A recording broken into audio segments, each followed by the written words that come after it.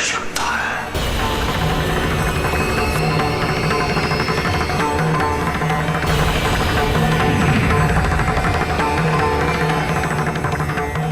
मैं आड़ी को ये अंतिम अवसर दे रहा हूं।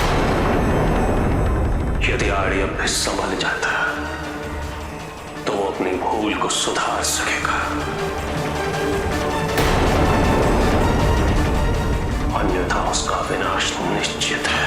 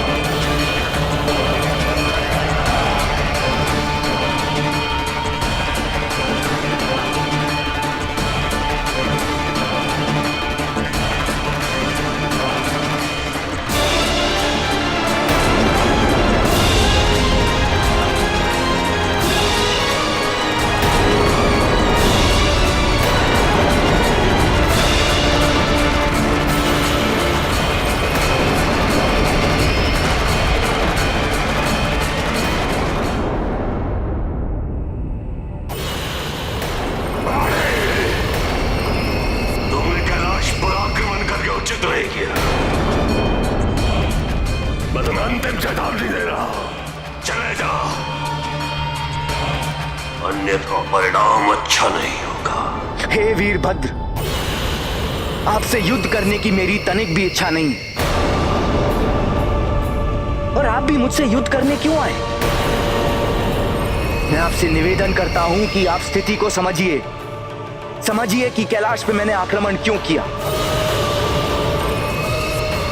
क्योंकि यहां उपस्थित व्यक्तियों में यदि कैलाश पे किसी का अधिकार है तो वो मेरा है।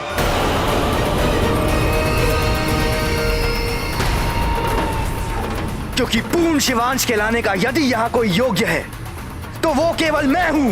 नहीं आली, यदि तुम शिवत्व होते तो तुम कभी विश्वासघात नहीं करते। इन्होंने स्वयं तुम्हारे उद्धार है तो तुम्हारी सहायता की, अंधाक्रमण कभी नहीं करते। मैं वीरभद्र तुम्हें अंतिम चेतावनी दे रहा हूं। चले जाओ कैलाश। आप व्यर्थ ही क्रोधित हो रहे हैं। मेरा कैलाश आने का उद्देश्य ही ये था कि मैं कैलाश पे अपना आधिपत्य स्थापित कर सकूं। जो अधिकार मेरे पिता को प्राप्त ना हो सका, उन्हें पाकर अपने पिता की अधूरी इच्छा को पूरा कर सकूं। और मैं प्रतीक्षा कर रहा था उस समय की जब महादेव और मां पार्वती दोनों कैलाश में न हो। और जब वो लौटे तो मुझे कैलाश के स्वामी के रूप में देखें और वो भी इस सत्य को स्वीकार कर लें, क्योंकि वंशज कहलाने योग्य तो एकमात्र मैं ही हूं। ऐसी बातें करके तुम अपनी विकृत मानसिकता का प्रमाण दे रहे हो,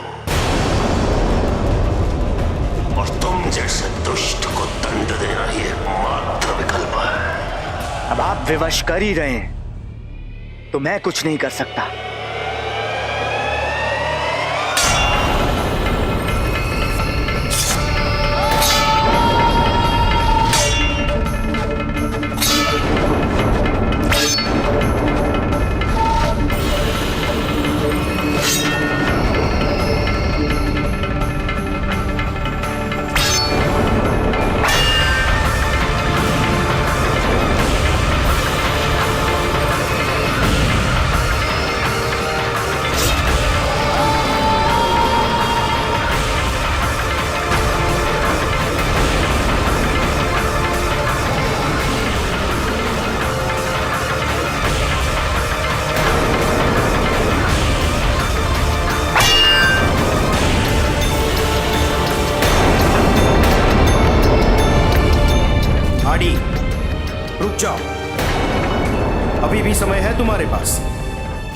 वर्षों रुक लिया गणेश, अब नहीं।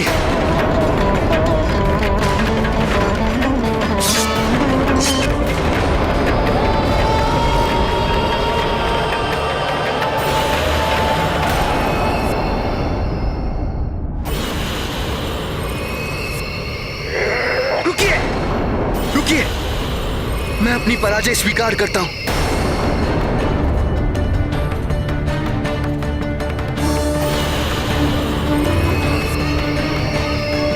मुझे क्षमा कर दीजिए। अहंकार में आकर मैंने अपनी शक्तियों का दुरुपयोग किया, किंतु अब मुझे ज्ञात हो गया है कि कैलाश पर आक्रमण करना मेरी मूर्खता थी। दोबारा ऐसा नहीं होगा। क्या तुम यहाँ कैलाश पर सबसे क्षमा मांगोगे? अपने द्वारा किए गए पापों का प्रायश्चित करोगे? अवश्य, अवश्य मैं क्षमा मांगूंगा,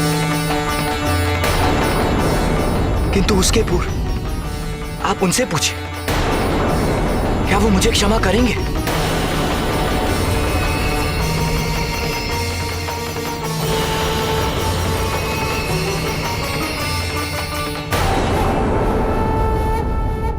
नंदी, गणेश, कार्तिकेय, क्या आप सब इसे क्षमा करेंगे?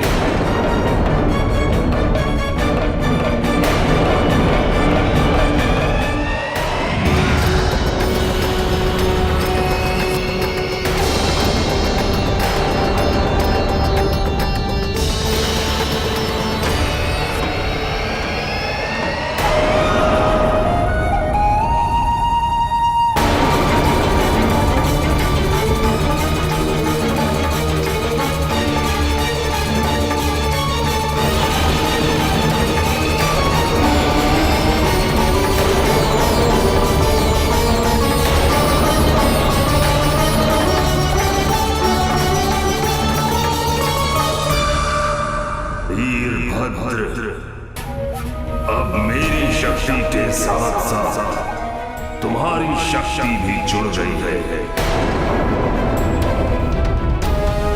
अर्थात मैं तुमसे कहीं अधिक शक्तिशाली हो गया हूं। आओ, अब करो युद्ध मुझसे।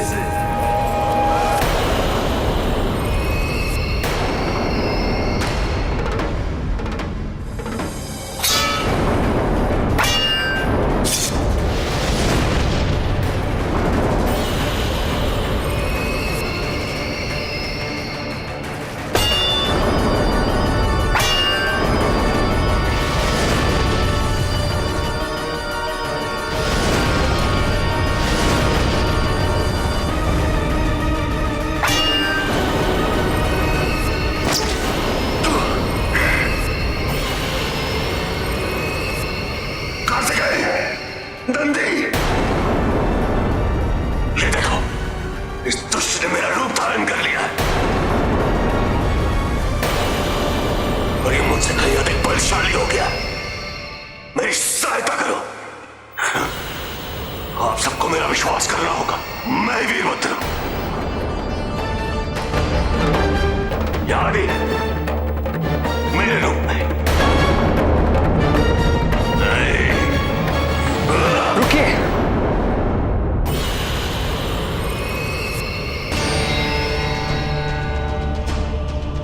आप हट जाइए कार्तिक। पहले हमें यह सुनिश्चित करना होगा कि आप दोनों में से वीरभद्र कौन है। भैया, जो वीरभद्र है उनमें केवल पिताजी की ऊर्जा की अनुभूति होगी और आड़ी में आड़ी की ऊर्जा।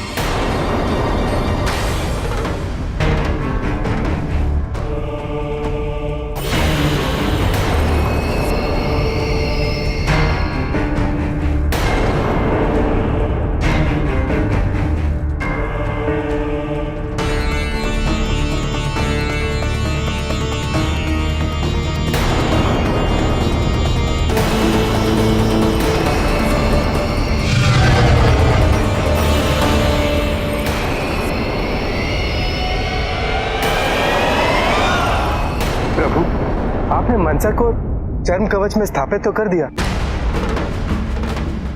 किंतु वो इससे बाहर निकलने योग्य कब होगी? मनसा का जन्म एक विशेष उद्देश्य की पूर्ति हेतु हुआ।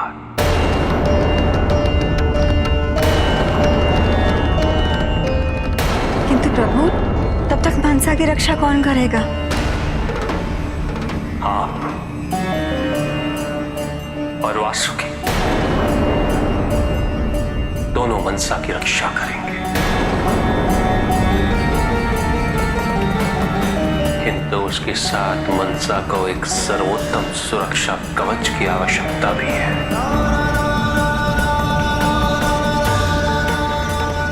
पार्वती, प्रकृति की ऊर्जा का सुरक्षा कवच मनसा के लिए आवश्यक है। अवश्य स्वामी।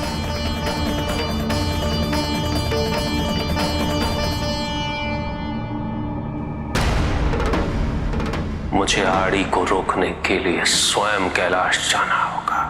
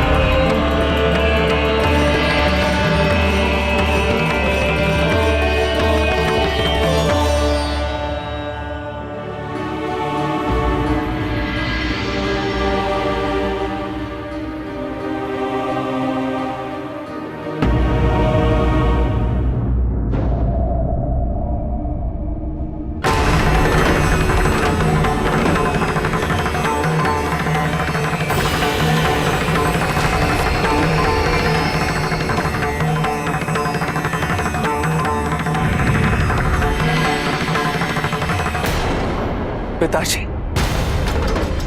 आड़ी ने जो दुस्साहस किया है उसका परिणाम उसे भुगतना ही होगा। उसने ना ही केवल हमारे साथ विश्वासघात किया है, अभी तो उसने कैलाश की मर्यादा का उल्लंघन भी किया है। उसकी मर्यादा को ठेस पहुंचाने का प्रयास किया है। और केवल यही नहीं, वो तो युद्ध नीति के विरुद्ध कायरों की भांति युद्ध के मध्य में ही पलायन कर गया। उसे मूल्य चुकाना होगा। यह अध्याय अभी समाप्त नहीं हुआ है। प्रभु, माता कहाँ है? पार्वती मनसा को सुरक्षा कवच प्रदान कर रही है। वो शीघ्र अतिशीघ्र कैलाश लौटेगी। पिताजी, आड़ी अभी यहां से दूर नहीं गया होगा, उसे ढूंढना चाहिए। उसे पलायन करने देना उचित नहीं। आड़ी को मैं ढूंढ कर लाऊंगा। मुझे आज्ञा दीजिए पिताजी।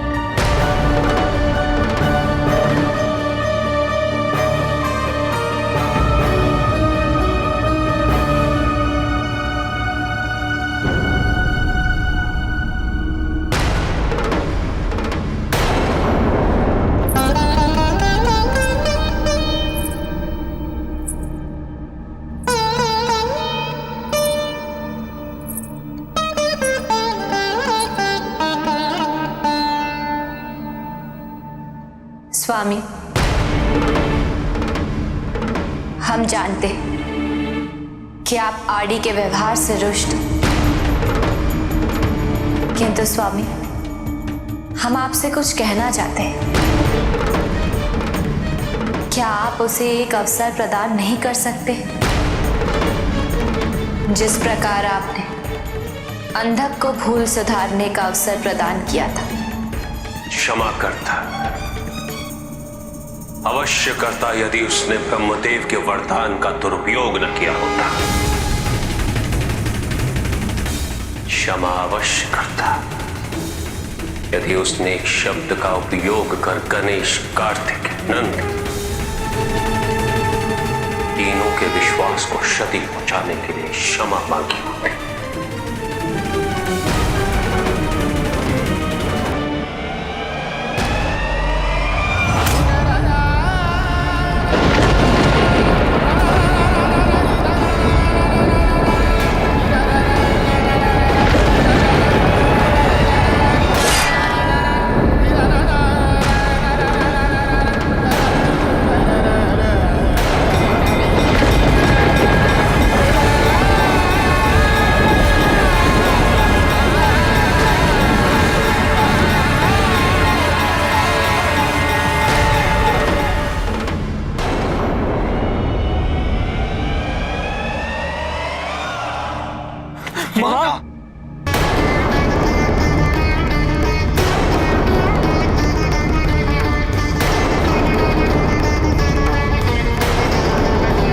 और क्षमा तब भी करता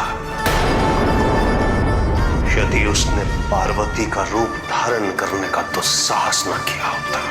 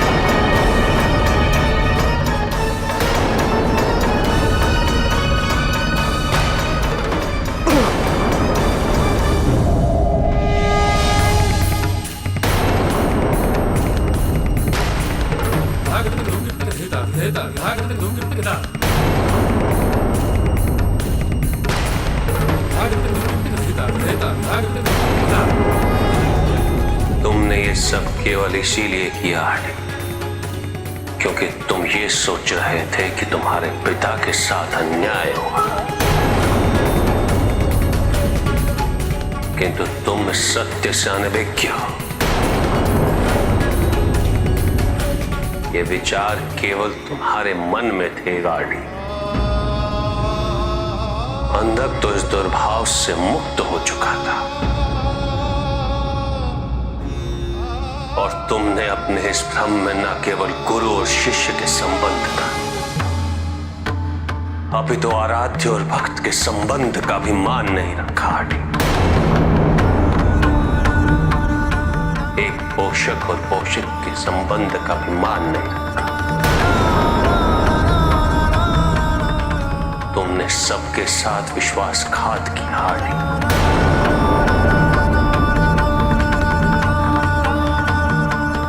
ब्रह्मदेव ने तुम्हें अमरत्व का वरदान नहीं दिया, किंतु यदि तुम चाहते तो जो वरदान उन्होंने तुम्हें दिया उसके द्वारा तुम ऐसे कार्य करते जो तुम्हें अमर बना देते।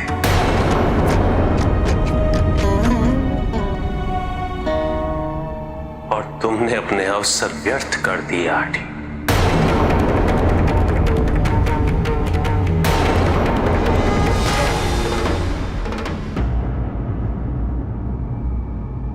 यदि मुझे और एक अवसर नहीं दिया जा सकता प्रभु, तो मुझे क्षमा तो कर दीजिए। मुझे अपनी भूल का बोध हो गया और इस समय मैं केवल ग्लानि बोध से भर गया। मां पार्वती, गणेश, कार्तिकेय, समस्त गण प्रेतों से क्षमा मांगता हूं।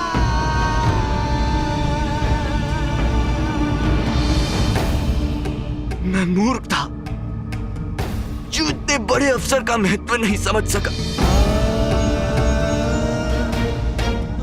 यदि हो सके तो दैत्य माता तिथि से कहिएगा कि मैंने उनसे भी क्षमा मांगी।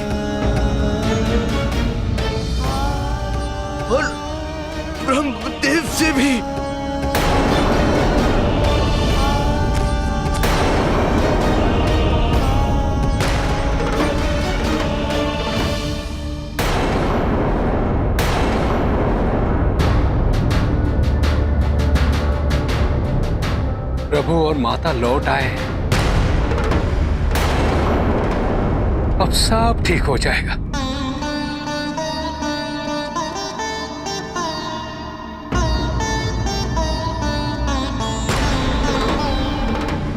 स्वामी, आदि द्वारा उत्पन्न समस्या का समाधान सरल था, क्योंकि उसकी दुष्टता प्रत्यक्ष थी। किंतु शीघ्र ही एक ऐसा युद्ध आरंभ होने वाला जो किसी जीव विशेष या व्यक्ति से नहीं, अभी तो एक मानसिकता से होगा।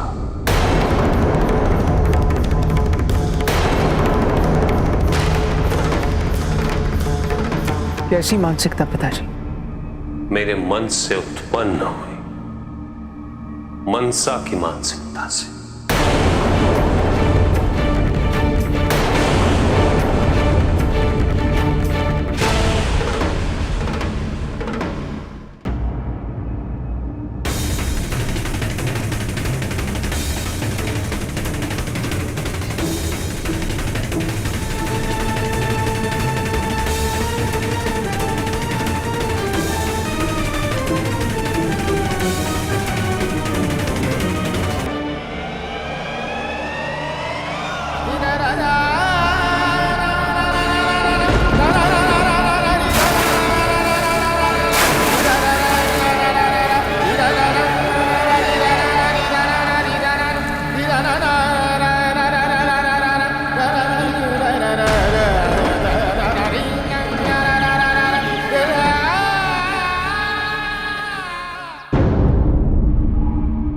पिताजी, मनसा की उत्पत्ति आपके मन से हुई है। आपने और मां ने उसे शांत करने हेतु, स्थिर करने हेतु उसमें अव्यवस्थित पंचभूतों को संतुलित किया है। तो मनसा की मानसिकता में नकारात्मकता कैसे उत्पन्न हो सकती है? 3 प्रकार के शरीर होते हैं कार्तिकेय: स्थूल, सूक्ष्म और कारण शरीर। स्थूल शरीर वो है जो हमारे अंग, उपअंग, जो प्रत्यक्ष, जिसे स्पर्श किया जा सकता है, और सूक्ष्म शरीर अप्रत्यक्ष है पुत्र, जिसे आत्मा कहते हैं, जिसे स्पर्श नहीं किया जा सकता, किंतु उसकी अनुभूति अवश्य होती है। मृत्यु में स्थूल शरीर का अंत होता, किंतु आत्मा का नहीं होता, और आत्मा के चारों ओर एक शरीर और होता है जो चेतन, अवचेतन और अचेतन मन का अवशेष होता है। अतृप्त इच्छाओं का और वासनाओं का कोश होता है, और यही तीसरे प्रकार का कारण निमित्त बनता है अगले जन्म का, जिसे पार्वती और मैंने शांत और संतुलित किया। वो मनसा का स्थूल शरीर है। सूक्ष्म और कारण शरीर अब भी वही है। किंतु प्रभु, मनसा की उत्पत्ति का कारण तो नागलोक का उद्धार था, तो वो स्वयं नागलोक के वातावरण में प्रभावित कैसे हुए? किसी भी तत्व को उसके वातावरण के प्रभाव से वंचित कैसे किया जा सकता है नंदी? जब तक कि अंतर्मन योग साधनाओं द्वारा उन्हें परिपक्व न कर दिया जाए, और महायोगी भी वातावरण के प्रभाव से सुरक्षित नहीं निकल पाते। और मनसा तो अभी भी निर्माण की प्रक्रिया में है। किंतु प्रभु, युगांतर हो चुका, इतना समय बीतने पर भी क्या मनसा परिपक्व नहीं हुई है? जैसे काया पर घाव के चिन्ह बने रहते हैं, उसी प्रकार अवचेतन मन पर प्रहार की स्मृतियां सदैव बनी रहती हैं।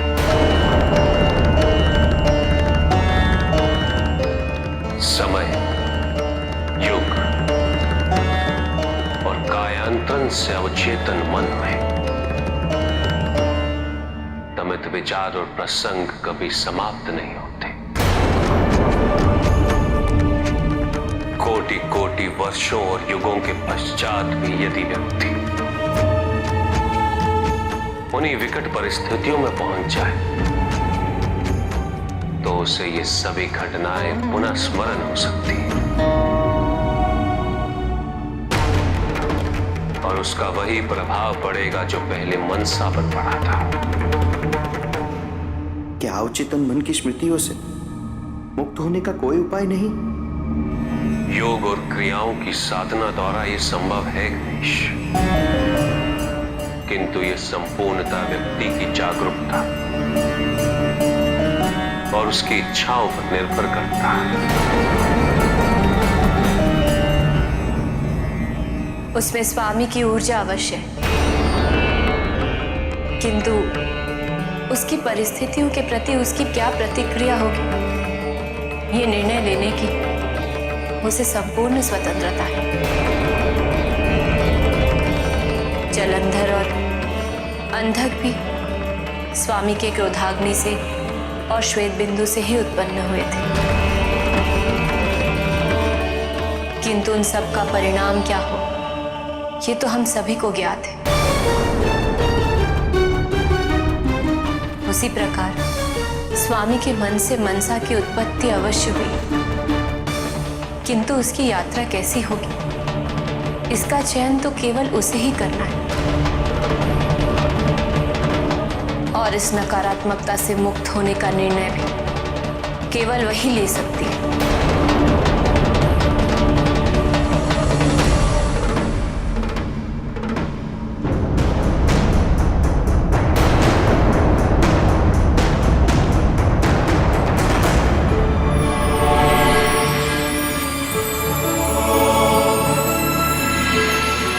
सभी का कल्याण हो।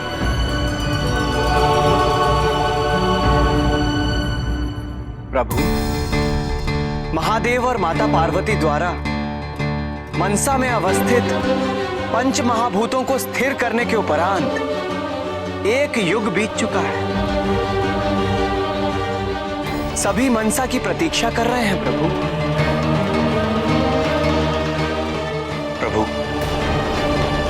कब वो दिन आएगा जब मनसा अपने सुरक्षा कवच से बाहर आएगी? बीते हुए युग में अनेक महत्वपूर्ण घटनाएं हुई हैं। उनमें से कुछ घटनाएं इस युग में भी महत्वपूर्ण थी, जिनका प्रभाव मनसा के जीवन पर पड़ना सुनिश्चित है ऋषिगण। मनसा के बाहर आने में केवल उसी की प्रतीक्षा थी। अब शीघ्र अतिशीघ्र मनसा प्रकट होने वाली है अपने परिवर्तित रूप में, किंतु मनसा के अवचेतन में अब भी नकारात्मकता शेष है। वो उससे मुक्त नहीं हुई है ऋषिगण।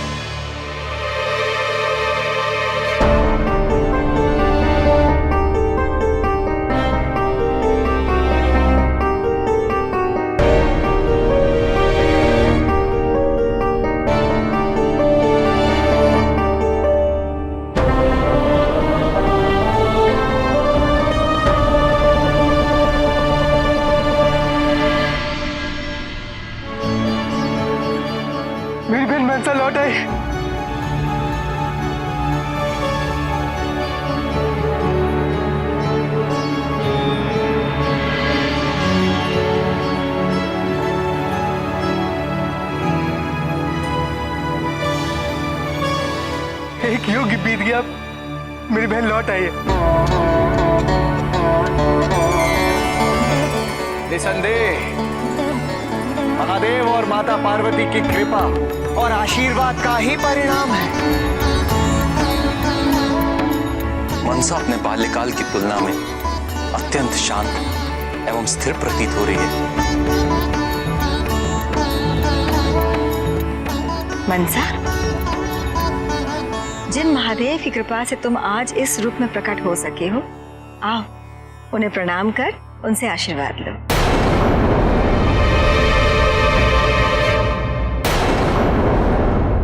आओ।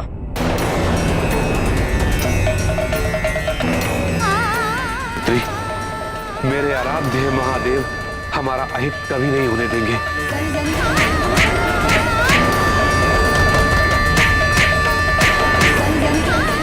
जाओ पुत्री, भीतर से शिवलिंग ले आओ।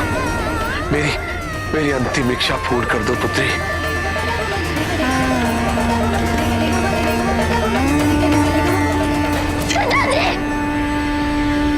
आभार? कैसा आभार? किसका आभार? मैंने तो इनसे नहीं कहा था कि मेरी सहायता करें। जिसकी सहायता करनी चाहिए थी उसकी सहायता तो की नहीं।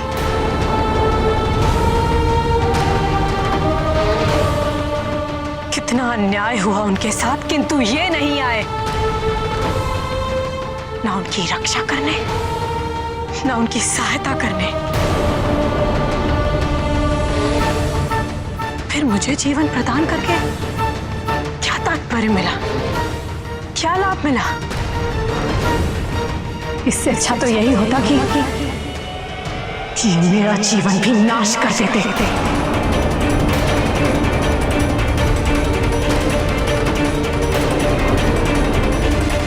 क्योंकि तभी इन दुखद क्षणों की स्मृतियां भी नाश हो पाती। मनसा, आवश्यक नहीं कि जिसे तुम वास्तविकता समझ रही हो वही सत्य हो। मेरे लिए सत्य वही है जो मेरे आंखों के सामने हो।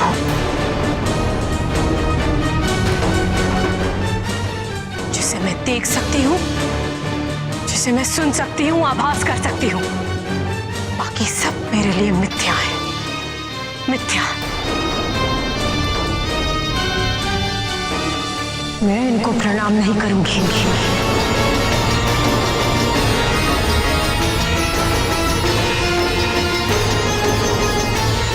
मुझे इनके आशीर्वाद की कोई आवश्यकता नहीं है।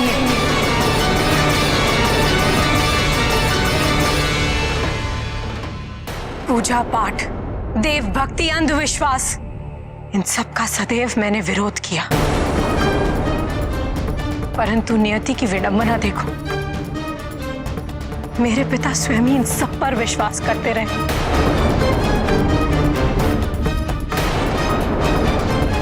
जिसके कारण उन्हें मृत्यु प्राप्त हो गई। क्या ये न्याय था? नहीं, कदापि नहीं। जिस पुण्य आत्मा ने आजीवन इनकी पूजा अर्चना की, उन्हीं के साथ इन्होंने ऐसा अन्याय किया।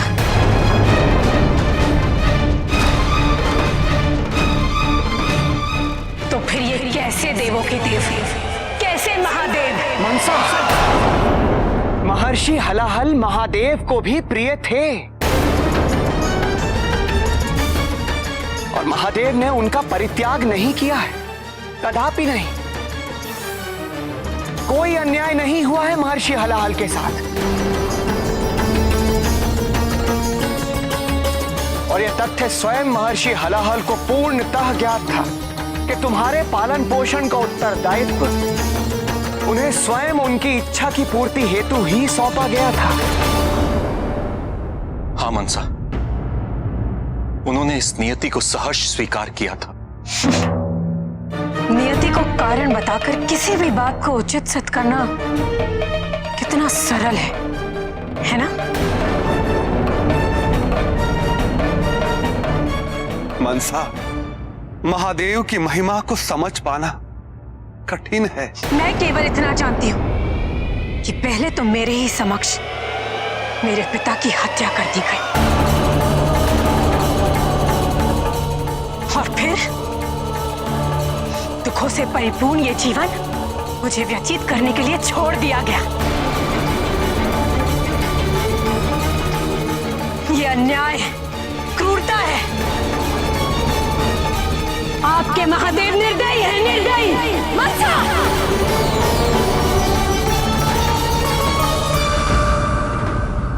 मनसा को अपने बारे में संपूर्ण ज्ञान नहीं है। उसे अपनी वास्तविकता का बोध नहीं। उसे भ्रम है कि उसके साथ अन्याय हुआ है। महर्षि हलाहल के साथ अन्याय हुआ है। ऐसी परिस्थिति में मनसा में जो शक्तियां विद्यमान है, उससे बड़ी समस्या उत्पन्न होगी नारद। पिताश्री, मनसा के मन में महादेव के प्रति कितना द्वेष है।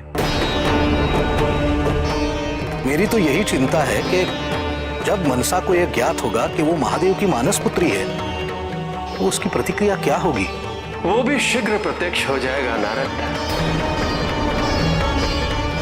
क्योंकि दिति उसे इस सत्य से अवगत कराएगी।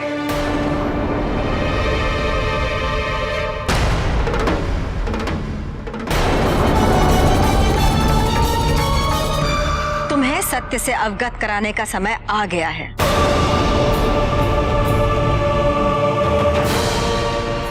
हाँ, तुम्हारा सत्य, तुम्हारी उत्पत्ति का सत्य।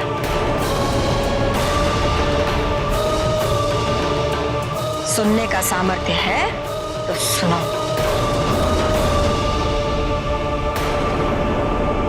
तुम्हारे जीवन का सत्य यह है कि तुम ऋषि हलाहल की पुत्री नहीं हो। उन्होंने केवल तुम्हारा पालन पोषण किया। तुम महादेव की मानस पुत्री हो।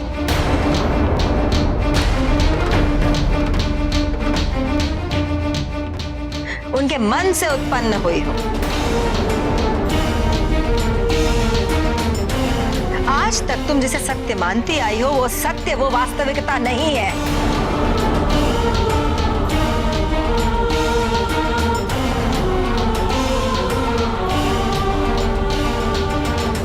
मनसा पुत्री, तुम्हारे जीवन का उद्देश्य कुछ और है। स्वयं को जानो मनसा, स्वयं को समझो। तुम्हें सत्य का साक्षात्कार अवश्य होगा। हाँ मनसा, यही सत्य है। मैं एक बहन चाहता था और महादेव ने मेरी इच्छा पूरी की। महादेव के मन से ही तुम उत्पन्न हुई और महादेव ने ही तुम्हारा नाम मनसा रखा। किंतु तुम्हारी ऊर्जा को मैं सहन नहीं कर पाया।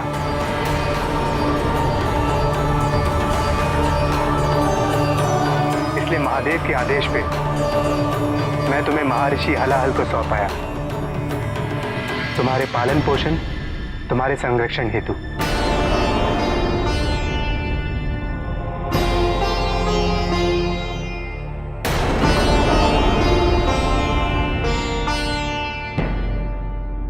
कहाँ वास करते हैं महादेव?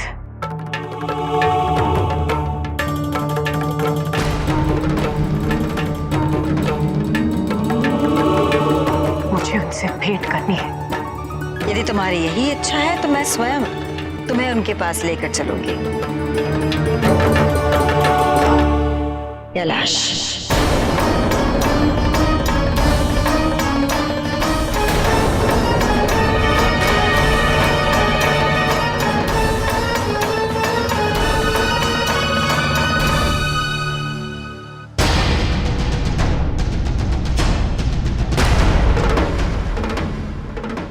महर्षि हलाल के प्राण त्यागने के उपरांत क्या मनसा के मार्गदर्शन के लिए यह अनिवार्य नहीं है प्रभु कि वो कैलाश में आपके साथ, माता के साथ, गणेश और कार्तिकी के साथ वास करें? इस प्रकार वासुकी को भी उसकी बहन के समीप रहने का अवसर प्राप्त होगा प्रभु। नहीं नंदी, मनसा का स्थान यहाँ नहीं, कहीं और है। और इस समय मनसा की जो मनोदशा है उसमें उसका कैलाश आना उचित भी नहीं होगा। उसके मन में स्वामी के लिए जो द्वेष है, हम नहीं चाहते हैं कि वो इस समय कैलाश आए, और इसीलिए हम इसकी स्वीकृति उसे नहीं दे सकते, क्योंकि हम नहीं चाहते कि आड़ी की भांति मनसा भी कैलाश में आकर कोई समस्या उत्पन्न करे या कैलाश में वास करके उसके मन को पुनः कोई ऐसे अशांत होने का कारण मिले